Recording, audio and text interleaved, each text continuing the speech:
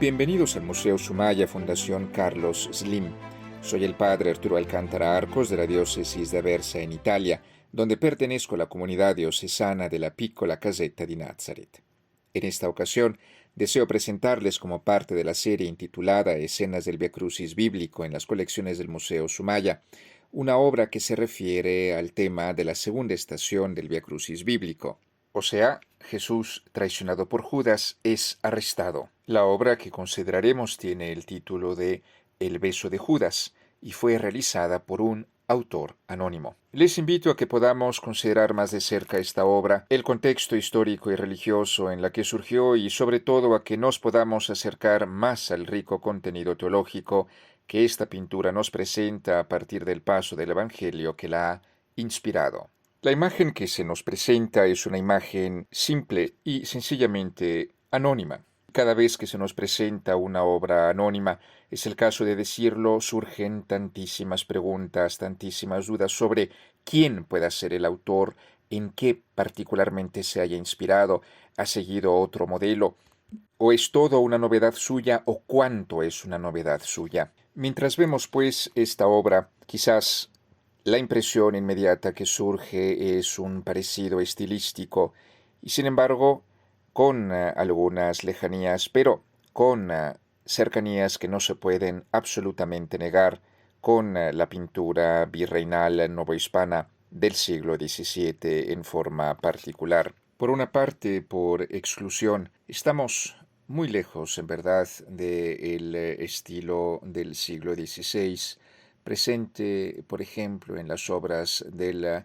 flamenco Simón, o mejor, Simón Perens, o Simón Perens, como es conocido más comúnmente en México. Estamos muy lejos de las obras que más bien parecen tardomedievales del ex convento de San Andrés Epazoyucan, por ejemplo. Y por exclusión también lejos, muy lejos de la sublime elegancia de Miguel Cabrera, de José de Ibarra o de José de Páez, por ejemplo. Estos últimos tres pintores activos en el siglo XVIII. Por lo cual, siendo así y aún considerando la cercanía que se percibe con el resto de la pintura novohispana, tenemos directamente que mirar al siglo XVII. Podríamos ver, por ejemplo, en esto algunos acentos, algunas señales de una cercanía con la obra de Luis Juárez, si bien el uso de los colores es distinto. Es diferente igualmente la elaboración de los vestidos y por supuesto la elaboración de el uso de la luz.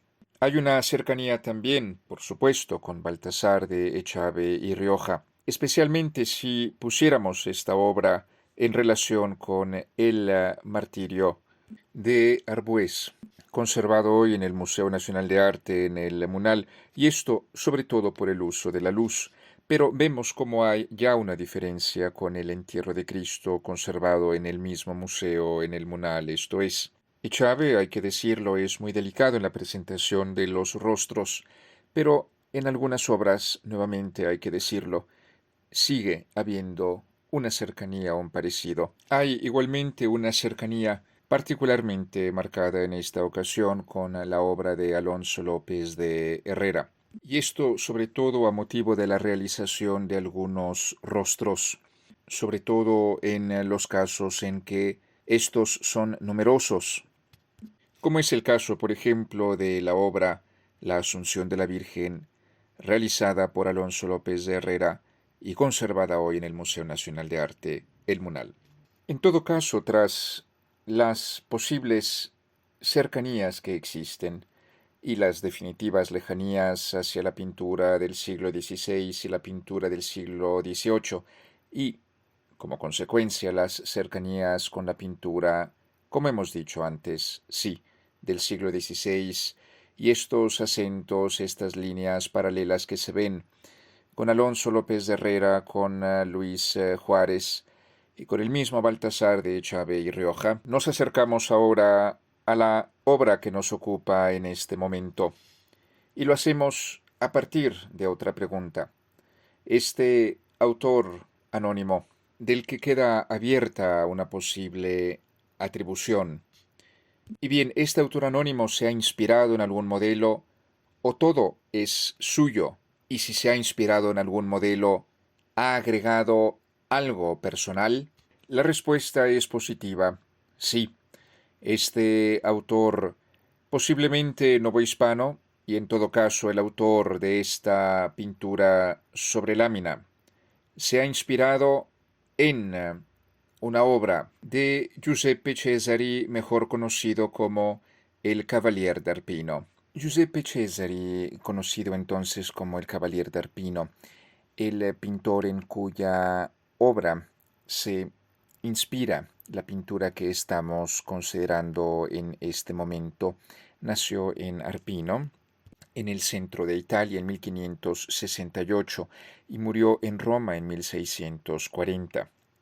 Fue un pintor particularmente activo tanto en Roma como en Nápoles y es recordado en forma particular por ser uno de los formadores de pintores inmortales como Guido Reni y sobre todo el inmortal, perenne Caravaggio.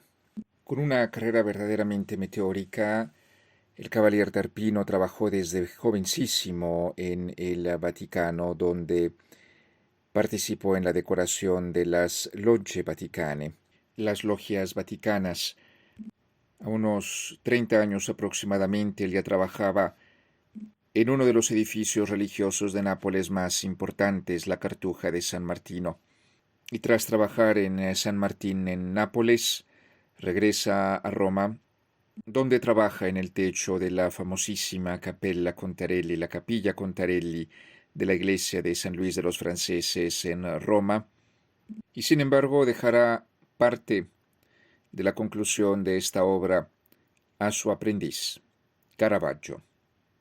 Regresa entonces a Nápoles hacia el 1596 al 1597, donde trabaja en la sacristía de la Cartuja de San Martín, en los frescos de la misma. Y es en ese periodo cuando el Cavalier d'Arpino se dedica a algunas obras pequeñas pero muy significativas, y entre estas se encuentra la obra La captura di Cristo, la captura de Cristo, de esos años precisamente, del 1596 al 1597, tras una serie de tristes circunstancias. Esta obra que estamos considerando en 1607 fue confiscada del taller del pintor y pasó a las manos del cardenal sobrino, así llamado porque es sobrino del Papa Pablo V. Con esta confiscación, esta y otras obras pasaron a manos del cardenal Scipione Caffarelli Borghese, y así, hasta el día de hoy, esta obra se encuentra en la Galleria Borghese de Roma por este motivo, que hoy, sin embargo, es propiedad del Estado italiano. Y bien, la obra que consideramos en este momento, la obra del Museo Sumaya, se inspira cuando menos en esta obra maestra del Cavalier d'Arpino. Exactamente como en la obra romana, se ve a Cristo besado por Judas prácticamente en la misma posición y localización de la pintura.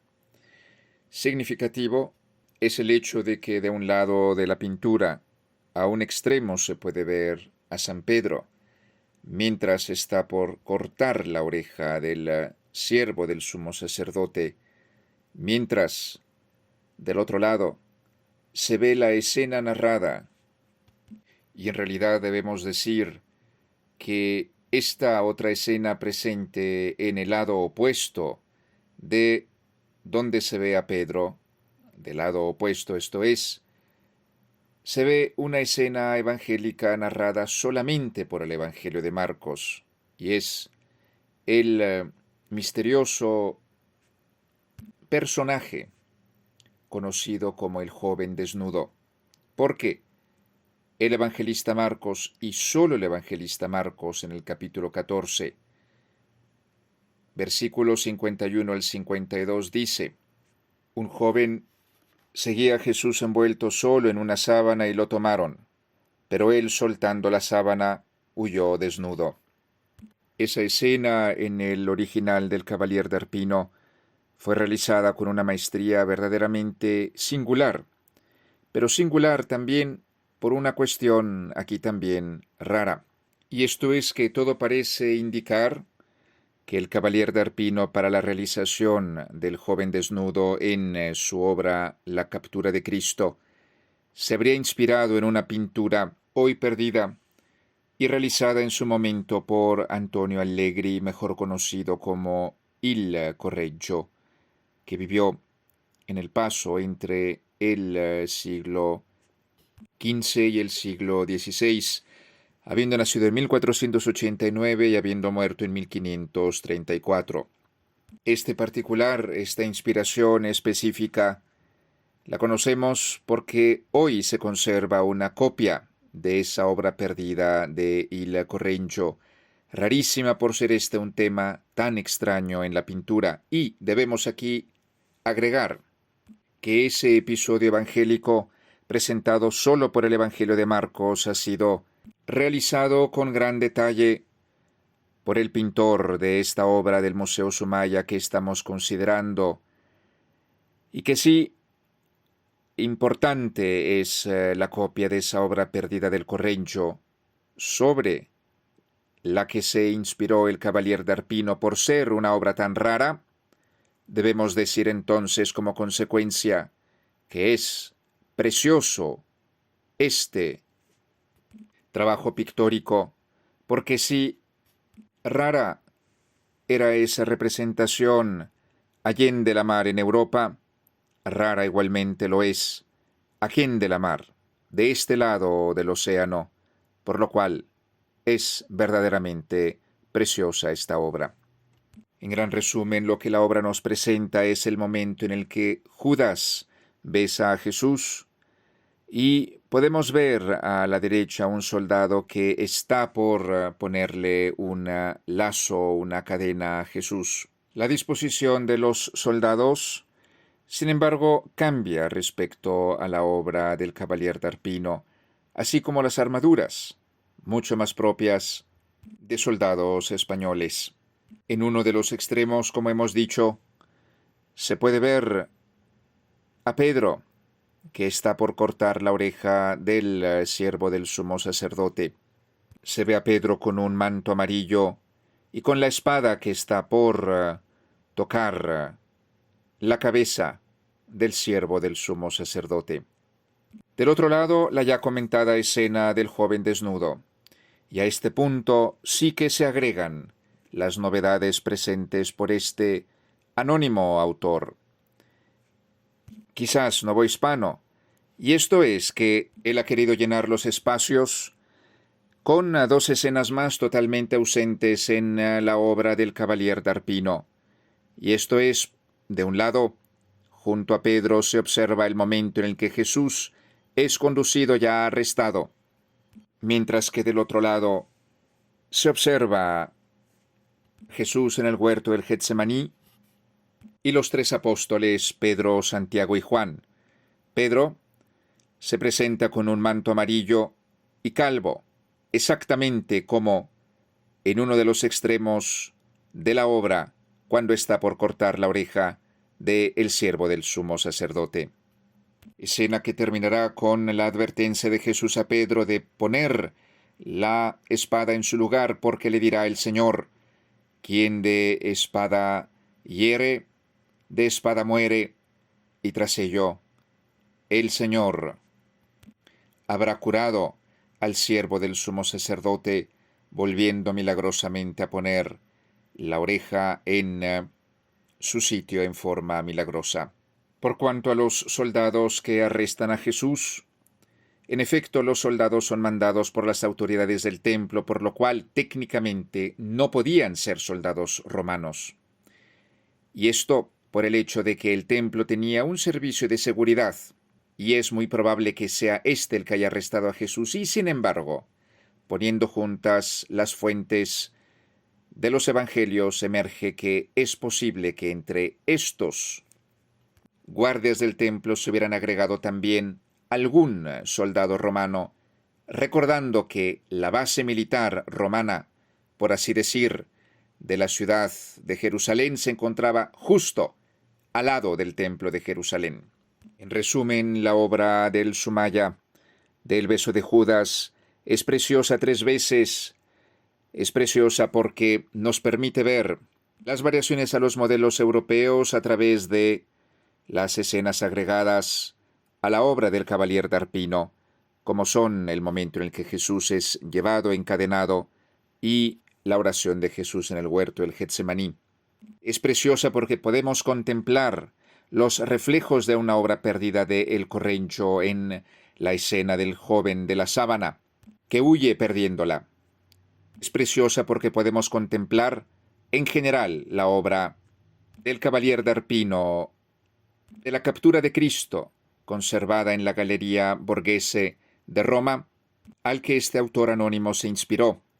Y se inspiró en verdad mucho, al punto de que aquella, por coincidencia, es un óleo sobre cobre, mientras que esta, la del Sumaya, es un óleo sobre lámina. En resumen, a través de la obra El beso de Judas del Museo Sumaya, vemos un reflejo, quizás novohispano, de la obra La cattura di Cristo del Cavalier d'Arpino. Y al mismo tiempo, en la obra del Museo Sumaya, en el joven que huye, vemos el reflejo de la obra perdida del Correncho.